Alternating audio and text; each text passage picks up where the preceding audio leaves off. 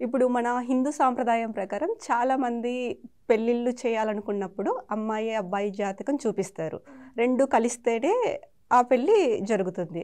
అలా జాతకం చూపించి పెళ్ళిళ్ళు చేసినప్పటికీ వారి మధ్య ఏదో ఒక మానసిక సమస్యలు కానీ, ఆర్థిక సమస్యలు కానీ ఇలాంటివి జరుగుతూ ఉంటాయి. ఎందుకని గురువుగారు ఇలాంటివి? అంటే జాతకం చూసేవాళ్ళు పర్ఫెక్ట్ లెవెల్లో చూడకపోవటం ఒకటి. రెండోది చూసినప్పుడు కొంతమంది ఉంటారు, నా దగ్గరికి వస్తారు. మొన్న ఒకటి వచ్చారు, మేము అన్నీ మాట్లాడుకున్నాం గురువుగారు, చేసేయండి, మొత్తం పెట్టేసేయండి అంటారు. నాకు అది తెలుసు, ఇబ్బంది జరుగుతుందని తెలుసు. అప్పుడు మొత్తం పెట్టేయమని వాళ్ళు వచ్చి నా ముందర కూర్చున్నప్పుడు నేను చేయాల్సిన పని ఏంటి? ముహూర్తం పెట్టించడం. మొత్తం పెట్టడమే. అమ్మ కొన్ని ప్రాబ్లమ్స్ ఉన్నాయి, వీటికి రెమెడీలు చేసుకోండి అని చెబుతాం అంతే. అక్కడ ఇంకా నాకు వేరే ఛాయిస్ లేదు. ఇప్పుడు నాకేంటి, ఒక అబ్బాయి మ్యాచ్ చూడాలి, ఒక 10 మంది అమ్మాయిలు సంబంధాలు ఉన్నాయి, ఈ 10 మందిలో ఎవరు సెట్ అవుతారంటే నేను బెస్ట్ చూస్ చేయగలడం ఒక పాలసీ.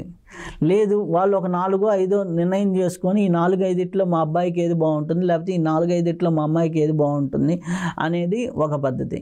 లేదు, చాలామంది ఇప్పుడు కొత్తగా ఏం చేస్తున్నారు అంటే అమ్మాయికి అబ్బాయికి చూపించే ముందరే వీళ్ళిద్దరి జాతకాలు మ్యాచ్ అవుతాయా లేదా, బేసిక్ ఇన్ఫర్మేషన్ అంటే మ్యాచ్ అవుతాయా లేదా అన్నప్పుడు కొన్ని నక్షత్రాలు మ్యాచ్ అవుతాయి, కొన్ని నక్షత్రాలు మ్యాచ్ కావు. నేను కొన్ని నక్షత్రాలు లిస్ట్ ఇచ్చేస్తాను. ఇప్పుడు మీ అమ్మాయికి ఈ యొక్క 10-15 నక్షత్రాలు 12 నక్షత్రాలు చూసుకోండమ్మా బాగుంటుంది అంటే దాంట్లో ఏంటి, మనకి నక్షత్ర పాయింట్లు కలవని తీసేస్తాం. అలాగే షష్టాష్టకాలు ఇవన్నీ దోషాలు ఉన్నాయి తీసేస్తాం. తీసేసి అప్పుడు ఒక లిస్ట్ ఇచ్చామనుకోండి, ఆ మ్యాచ్ దానికి సెట్ అవుతుందంటే బేసికల్గా అక్కడ మ్యాచ్ అయిపోతుంది. ఆ తర్వాత జాతకంలో దోషాలు ఉన్నాయా, అది సెకండ్ లెవెల్. వాళ్ళ జాతకం బాగాలేదా, ఉద్యోగంలో ఎంత ఎదుగుతాడు, వాడికి ఏదైనా హెల్త్ ప్రాబ్లమ్స్ వస్తాయా, ఇవన్నీ ఇన్ డీటెయిల్ జాతకం చూసినప్పుడు సెకండ్ లెవెల్లో చూస్తాం. అప్పుడు ఏమవుతుంది, ఇక్కడ ఫస్ట్ లెవెల్లో ఫిల్టర్ అయినప్పుడు వాళ్ళు ఒక 100 సంబంధాలు చూస్తే అప్పుడు ఏమవుతుంది, ఒక 20-30 సంబంధాలు అక్కడ మిగులుతాయి, 70 అక్కడ ఫిల్టర్ అయిపోతాయి ఫస్ట్ దాంట్లోనే. సెకండ్ దాంట్లో అమ్మాయి ఫోటో కొద్దిగా నచ్చి బేసిక్ క్వాలిటీస్ నచ్చినప్పుడు వాళ్ళ ఫైనాన్షియల్ కండిషన్స్ ఇప్పుడు అదే కదా ప్రయారిటీ. ఎంత మంచి అమ్మాయి అని చూడటంలా, ఎంత మంచి అబ్బాయి అని చూడటంలా జనాలు, వాళ్ళ ఫైనాన్షియల్ కండిషన్ ఎంత అని చూస్తున్నారు. వచ్చి వాళ్ళు ఈ తర్వాత వీళ్ళ నెత్తి మీద ఎక్కుతారు. Simple logic. So financial condition కంటే మంచి వాళ్ళ కాదా, ఫైనాన్షియల్ కండిషన్ అన్నారు కాబట్టి ఇంకొక డౌట్ కూడా వచ్చింది ఇక్కడ. చాలామంది అంటే ఈ పలానా జాతకం ఉన్న వాళ్ళని చేసుకుంటే మేము కోటీశ్వరులం అయిపోతామన్న ఉద్దేశంతో కూడా పెళ్ళిళ్ళు చేసుకునే వాళ్ళు చాలామంది ఉన్నారు. అంటే ఫలానా జాతకం ఉన్న వాళ్ళని చేసుకుంటే కోటీశ్వరులం అవుతామా లేదా అనేది అది పర్టికులర్ నిర్ణయాన్ని బట్టి ఉంటుంది. అంటే ఎట్లా అంటే ఇప్పుడు ఫర్ ఎగ్జాంపుల్ తీసుకున్నారు, ఒక జాతకంలో రాజయోగం ఉంది, నెక్స్ట్ రాజయోగ దశలు రాబోతున్నాయి. ఇప్పుడు అమ్మాయి కామన్గానే ఉండొచ్చు, నెక్స్ట్ రాజయోగ దశలే రావచ్చు. ఆ రాజయోగ దశలు ఉన్న అమ్మాయిని చేసుకుంటే ఆటోమేటిక్గా గ్రోత్ అనేది ఉంటుంది ఫ్యామిలీలో. కొంతమందికి ఉంటుంది, ఇప్పుడు బాగుండొచ్చు, తర్వాత రాబోయేటటువంటి దశలు బాగాలేకపోతే నీచ దశలు అయిపోతాయి, ఇబ్బంది పడవచ్చు.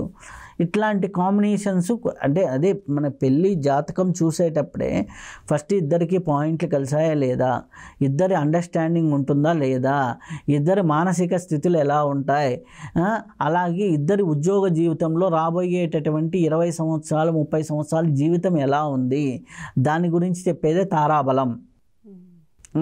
వాళ్ళ యొక్క రిలేషన్స్ ఎలా ఉంటాయి, వాళ్ళ యొక్క యోని పొంతన ఉంది, వాళ్ళ యొక్క బెడ్రూమ్ రిలేషన్ ఎలా ఉంటుంది అని చెప్పడానికి అది ఉంది.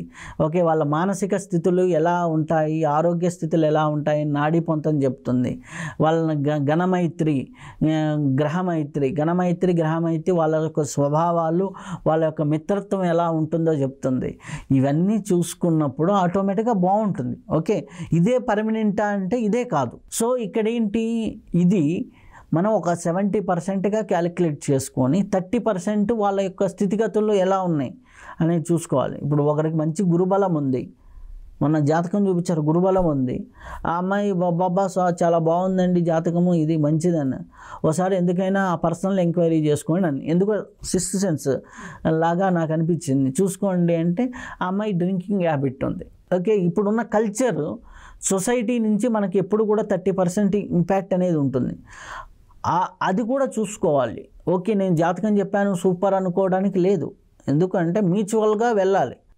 జాతకం అనేది లైక్ ఇప్పుడు మనకి ఫర్ ఎగ్జాంపుల్ మీరు ఇక్కడ నుంచి విజయవాడ వెళ్ళాలి అంటే ఒక జీపీఎస్ పెట్టుకున్నారు. జీపీఎస్ పెట్టుకుంటే హ్యాపీగా సిటీలో ఏ రోడ్డు బాగుంది అని బయటికి అవుటర్ రింగ్ రోడ్డు మీద నుంచి తీసుకెళ్ళిపోతే జీపీఎస్ హెల్ప్ చేస్తుంది. కానీ జీపీఎస్ఏ నమ్ముకొని ఒక్కోసారి వెళ్ళిపోతే ఏ రోడ్లోకి వెళ్ళిపోతుంది. అంటే నీకు అక్కడ కామన్ సెన్స్ అనేది ఒకటి అప్లై చేయాలి, నీ విచక్షణ జ్ఞానం అనేది అప్లై చేయాలి. మనం ఎక్కడికి వెళ్తున్నాం, ఏ జ్యోతిషుడు ఎట్లా గైడ్ చేస్తున్నారు అనేది క్లియర్గా అది మనం చేయగలిగిన రెమెడీస్ అయితే చేసుకొని జీవితంలో అది బెటర్మెంట్కి అవుతుందా లేదా అనేది చూసుకుంటూ వెళ్ళాలి. ఇప్పుడు ఒక 35 ఏళ్ళ అబ్బాయికి వచ్చాయి, ఆ అబ్బాయికి మిస్టర్ పర్ఫెక్ట్గా జాతకం రావాలి అంటే మొన్న నా దగ్గరికి ప్రాక్టికల్గా ఒకరు వచ్చారు, ఒక అమ్మాయి. ఆ అమ్మాయి వచ్చింది, నాకు మంచి జాతకం కావాలి, మంచి అబ్బాయి కావాలి, ఫస్ట్ మ్యారేజ్ అబ్బాయే కావాలి అన్న. ఓకే అమ్మ నీ వయసు ఎంతమ్మా అన్న. నీ వయసు ఎంతమ్మా అంటే సింపుల్ అమ్మాయి వయసు 38 సంవత్సరాలు. 38 సంవత్సరాల వరకు ఆగిన అబ్బాయి పెళ్ళి కాకుండా ఆగాడు అంటేనే వాడి జాతకంలో ఏదో లోపం ఉంటేనే అవుతాడు. సింపుల్ లాజిక్ అది, ఇంక పెద్దగా ఆలోచించవాలి. 30 సంవత్సరాలు దాటింది ఒక అమ్మాయికి పెళ్ళి కాకుండా అంటే ఏదో ఒక లోపం ఉంటేనే అవుతుంది. 30 సంవత్సరాలు దాటింది ఒక అబ్బాయికి పెళ్ళి కాకుండా 30-32 వచ్చింది, ఏదో ఒకటి లోపం ఉండబట్టే కదా ఆగింది. సో ఆ లోపాలు అనేది ఉంటాయి జాతకంలో. అక్కడ జాతకాలు కలవాలి, అన్ని కండిషన్స్ అనేది 35+ తర్వాత అంటే ఓకే బేసిక్స్ చూసుకొని వెళ్ళిపోమని అని చెప్తాను నేనైతే పర్సనల్గా. ఓకే బేసికల్గా నీకు అక్కడ ఆ మూమెంట్లో ఏంది, ఒక అబ్బాయికి ఒక అమ్మాయి కావాలి, ఎందుకు ఓ తోడు అనేది కావాలి జీవితానికి. కాబట్టి అక్కడ ఏంటంటే బేసిక్ క్వాలిటీస్ మ్యాచ్ అయితే ఓకే ప్రొసీడ్. ఓకే అన్నమాట. అక్కడికి మనము అని చూసుకోవాల్సిన ఇది లేదు. కానీ నువ్వు అదే 26-25లో జాతకాలు చూస్తున్నావు, కొద్దిగా వెయిట్ చేసి పర్ఫెక్షన్గా వచ్చేంత వరకు చూసుకొని చేసుకో. 30 దాటిందా నీకు అదేంటంటే టైం దగ్గర పడింది అంటారు కదా. సో అక్కడ ఏంటంటే కొద్దిగా పర్ఫెక్షన్ని తగ్గించుకొని చూసుకుంటూ వెళ్ళిపోతూ ఉంటే సరిపోతుంది.